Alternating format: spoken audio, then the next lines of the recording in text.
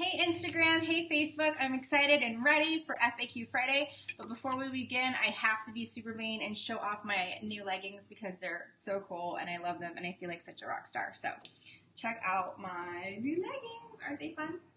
Right? I love it. I love all the cutouts. I actually wore them just out, and my friend was like, Lindsay, only you would make leggings look like the must-have pants to wear of the day. And I was like, thank you. Thank you so much. Anyway, all right, so lots of great questions. Thanks to all the members who pre-submitted them.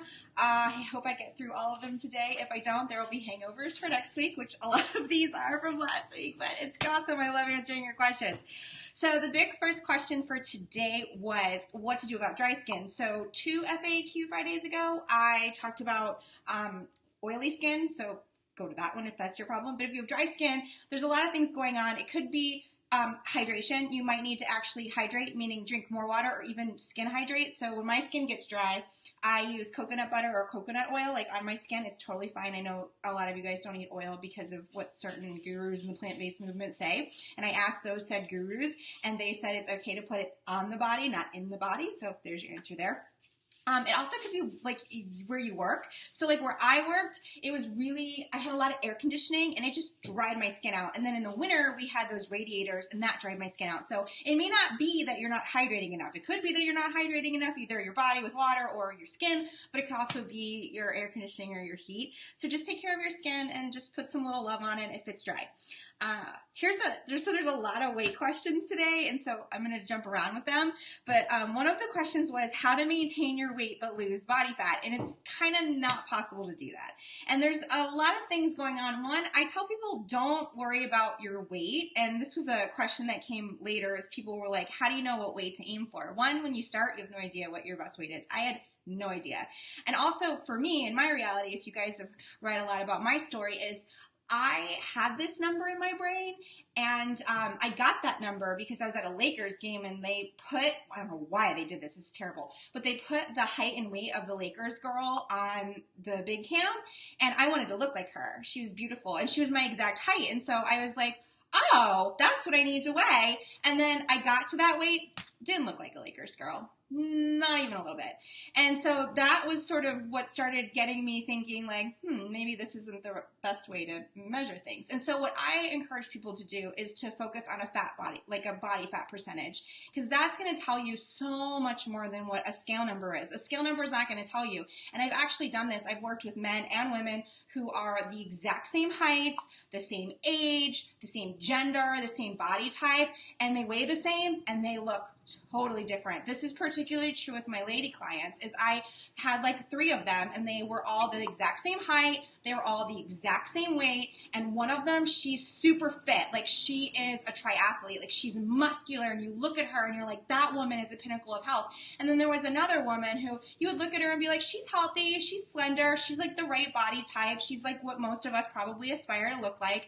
And then there was another woman who looked really curvy, like she was really like voluptuous, but they were literally the same height, age, everything. It's just, that's the problem with the scale number, is it doesn't tell you body composition. So I tell people to focus on body composition. If you need to use the scale to make sure you're making progress, that's okay, but body composition is where it's at, and that's what I focus on. It's like, I want to know my body fat percentage, because then I know how much fat is around my organs. I know exactly what's happening. This last year, you know, with between my body scans, my weight didn't really change at all, but I actually had better muscular symmetry. And so I could have been sad thinking, oh, I didn't lose any weight in a whole year. But actually what I did is I just changed my body composition and I got a lot stronger. And so that's something to think about too. And also, like I said, when I got down to my magical dream weight that I never thought I'd get to, I wasn't happy with how I looked. And I ended up having to lose more and put on some muscle. So that's some stuff to think about. I know it's so discouraging. You want that easy tool of just like stepping on a scale every day. But also too, the scale, it doesn't, you know, I'll like gain 5 pounds from day to day because, you know, I need to have a movement. So that's something to think about. I obviously didn't, you know, eat that on. So it's just something to kind of really keep there. A slogan I've been saying, so Meal Mentors VIPs have been doing a lose 10 pounds in October challenge 10 and 10. And one of the things I keep saying over and over is take action, like go over the results. And a lot of times the result that you want, like when you think about why I'm doing this, it's to get healthier, to feel good, or to change something about your life. Like when I ask clients to write down, like, why are you working with me? Like, why are we doing this? Like, what's going on? None of them ever say, because they want to see some number on a scale. It's like, I want to feel better. I want to be a good example to my children. I want to be comfortable. I want to lose this, extra fat so I can get into yoga poses or ride my bike comfortably. They never say, because they want to see some number. Maybe they might say, I want to fit in pants. And I'll be like, okay, do you care what the scale says as long as you fit in those pants and look sexy as hell? And they're like, oh no. And I'm like, it doesn't matter. But I get it. I fall victim too. And it used to dictate my whole day. If the scale didn't say what I wanted, I was in a bad mood. But now I just care about my body fat percentage. And I only get it tested like once or twice a year. So I'm in control there. Another big question everyone asks me is about snacks. And so for me, I find that snacks are not a good choice for me. If I eat snacks, I end up overeating because once I start going, I'm going to eat. And so I find for me is I only eat my meals. I don't snack unless I'm just like going to run out of gas. Like unless I'm going to feel really bad or really, really, really hungry, I won't make myself go hungry. And it's done wonders for me. It's done wonders for my sleep. It's done wonders for my productivity at work. It's made me just have a better balance of knowing when I'm actually hungry. And also, I like my meals more. When I show up for my food and I bring that hunger, I get what the French say, that it's like extra seasoning, like bon appetit, good appetite. Yep, got that. I bring it. It really makes a difference. And when I'm dealing with kids who don't want to eat, I definitely don't let them snack because then they'll definitely eat their dinner. But if they're not hungry, then so that's another secret of mine. A question is people ask, do you need to eat beans, lentils, and tofu to be plant-based? You don't? I don't. I mean, I do sometimes, but between my husband's allergies and the other allergies in our family, a lot of our meals are free of all those foods. And so it's totally possible. Absolutely. Don't worry about it. Whatever your restrictions are, you can make it work if you want to. And if you don't want to, that's okay too. So everyone's asking about my big salads. So if you've seen my video of me making my big salad, I actually gotta do that later today. My salad's empty. People are asking, what about calories for that? So with my salad, it's just vegetables. And so the extra calories that it adds at every meal is not something that I worry about. I just realized my necklace needs to be fixed looking at this video. So I don't worry, it's because mine's just vegetables. But if you're putting like a really heavy calorie dressing on it, or you're putting nuts in it, or any kind of high calorie thing like dried fruit, maybe be a little bit more conscious of what you're sticking in your salad. But for me, I don't think about it because it's just a salad. It's just a bunch of vegetables. And I put like lemon juice or lime juice on it. I don't use a dressing. Nothing fancy. Nothing fancy for me. Okay, so this is another big question people were asking is, where does the fat go when you lose weight? So I actually consulted an old book I had from when I was a personal trainer, and it basically said like your body eats it. Like you go on like the hips, butt, belly fat diet. But I then was like, I should probably check on that. And so I ended up digging into more science and found that that wasn't the gross answer. It wasn't like we literally eat our body fat. It's actually a very complex biochemical process, but the short answer is, after the long thread of like chemical chains, and I'll totally link this to you guys so you can read more, not on Instagram, but on Facebook and YouTube. You expel it through your air, through mostly exhales, but there's other air that leaves the body. But that's where it comes after a very long process. It doesn't get turned into muscle. It doesn't get eaten per se. It's just this very complicated process that happens to end with an exhale. And like I said, I'll leave some science articles for those who are really curious. But I was really excited to share a gross answer, and it ended up being kind of okay. Let's see, what other questions did I have? How do you transition to smaller portions without feeling deprived? So my best suggestion here is two things. One, use the slimming option on the meal plan. The slimming option on the meal plan gives you a bigger portion, and it's much more filling, and it's a lot more food. So if you're used to eating a lot, hi pressure cooker. My pressure cooker is done with my splash. Yes, I'm using it as my stand from over here. My pressure cooker's my stand. So back to portions. If you're used to eating a lot of food, do the slimming option on the meal plans because it's bigger portions. Same calories, but just larger size because we use a lot more whole foods, less rest. That's Quaid singing.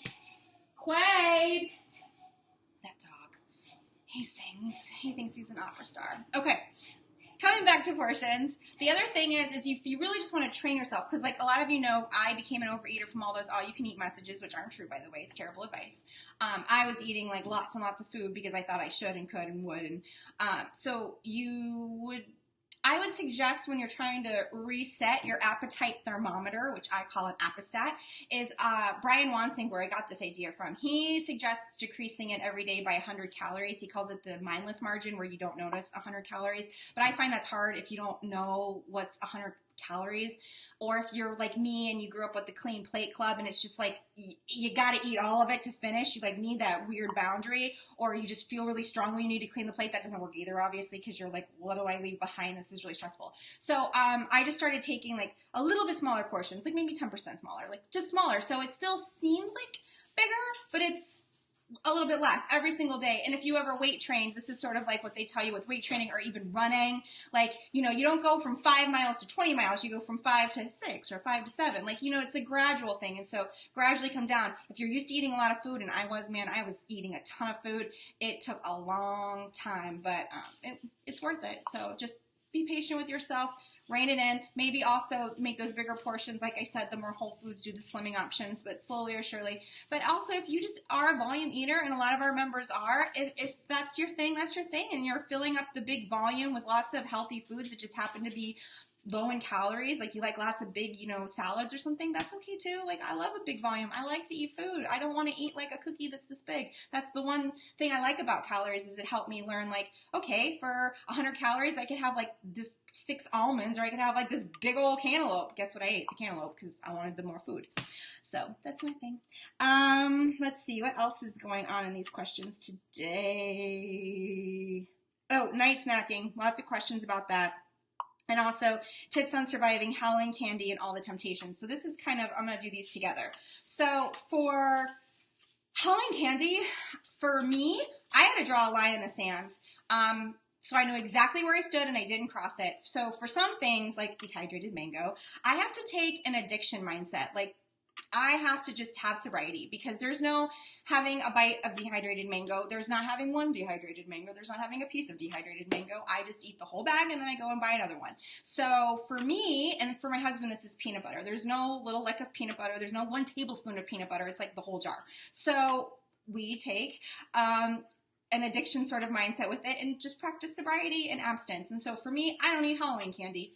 Doesn't matter if it's offered to me at the doctor's office, if it's offered to me by a neighbor, if it's in my pot that I'm going to give to the trick-or-treaters.